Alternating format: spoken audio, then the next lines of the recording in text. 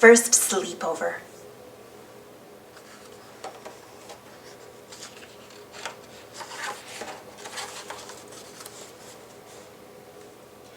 Arthur was getting ready for his first sleepover. "It isn't until Saturday," called Mother. "Come in and eat your breakfast."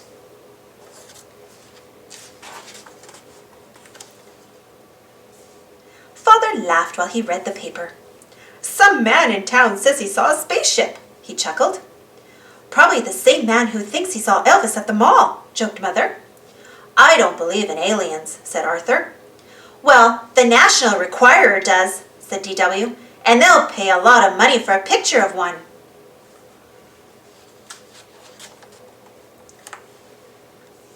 On the way to school, the girls were talking about the spaceship. Arthur wanted to talk about his sleepover.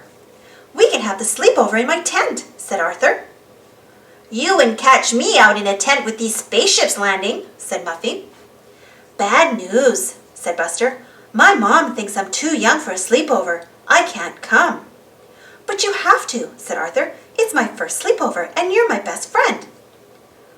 "Why do you call them sleepovers?" said Francine. "No one ever sleeps."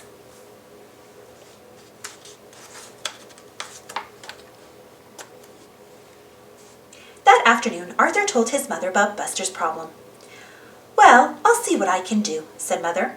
Arthur crossed his fingers while she dialed. Buster's mom did all the talking. "Yes, no, of course not," said Mother. "Absolutely. Good talking with you too. Bye." Mother smiled and nodded her head yes. "Hooray!" cried Arthur. "Does Buster's mom know about the spaceship?" asked DW. "I saw flashing lights from one today." "I think that was the pizza shop sign," said Mother.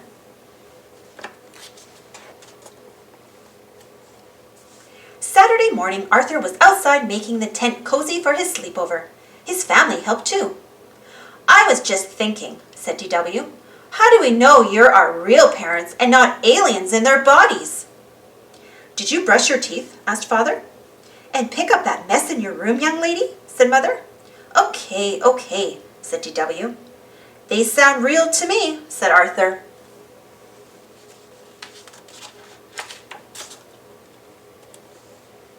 Arthur was looking for his flashlight when Buster and the Brain arrived. "It was here a minute ago," said Arthur.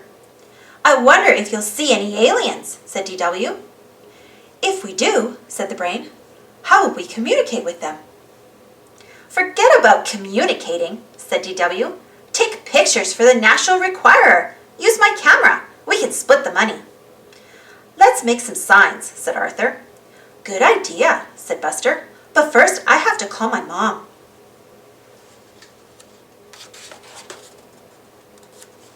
After they finished their signs, they unpacked.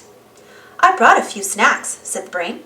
"I brought a rubber snake," said Arthur, "to keep DW away. What did you bring, Buster?" "Just my baseball cards," said Buster, "and my blankie." "Do you think we really will see aliens tonight?" "No. Do you?" said Arthur. "Highly unlikely," said the Brain.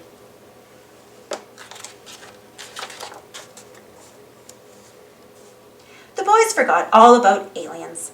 They were too busy telling jokes and trading baseball cards. "Pillow fight!" screamed Buster. "Quiet," said the Brain. "What's that sound?" "Footsteps," whispered Buster. "And they're getting closer," said Arthur. "Uh-oh." "Pizza delivery," called an unfamiliar voice. "Compliments of the sleepover parents." Everyone laughed. "I almost stopped breathing," said Arthur. "I almost wet my pants," said Buster.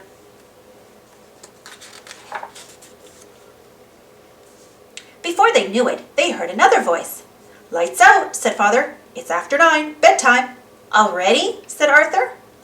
"Thank you for the pizza, sir," said the Brain. "You're welcome," said Father. "Good night." "Good night," said the boys sweetly.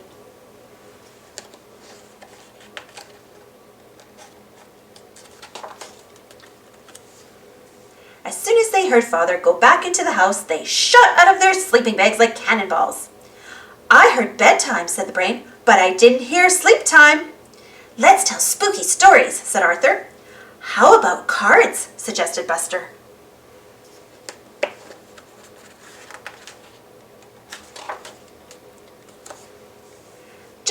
Arthur's turn to go fish, they saw the flashing lights. They dropped their cards. It got very quiet. "Aliens!" whispered Buster. "I don't hear any footsteps," whispered Arthur. "Of course not," said the brain. "They haven't landed yet." Lights flashed again. "They're headed for our tent! Run for your life!"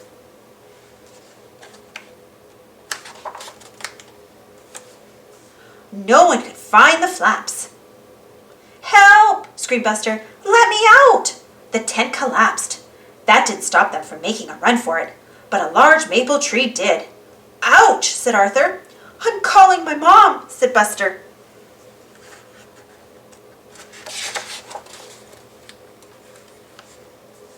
"Look," said the brain. "The lights are coming from your house." "I think I know this alien," said Arthur. "It's from the planet DW." Arthur noticed the things they used to make signs. That gave him an idea. "Let's put our tent back up. I think I know a way we can teach that little space creature a lesson."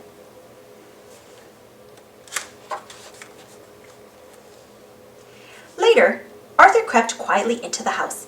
DW was in her room laughing. "What's so funny?" he asked. "What are you doing up here?" said DW. "Did you come in because you're scared?" "Not really," said Arthur. "I'm returning your camera. You'll probably see an alien before we will." "I doubt it," said DW. "Well, just in case," said Arthur. "Sweet dreams." Then, very quietly, he returned to his tent.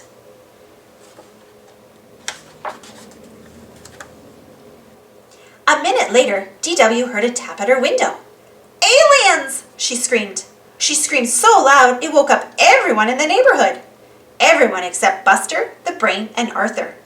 When Mother and Father went out to check, the boys were sleeping like little angels. Of course, after Mother and Father went back into the house, it was another story. The end.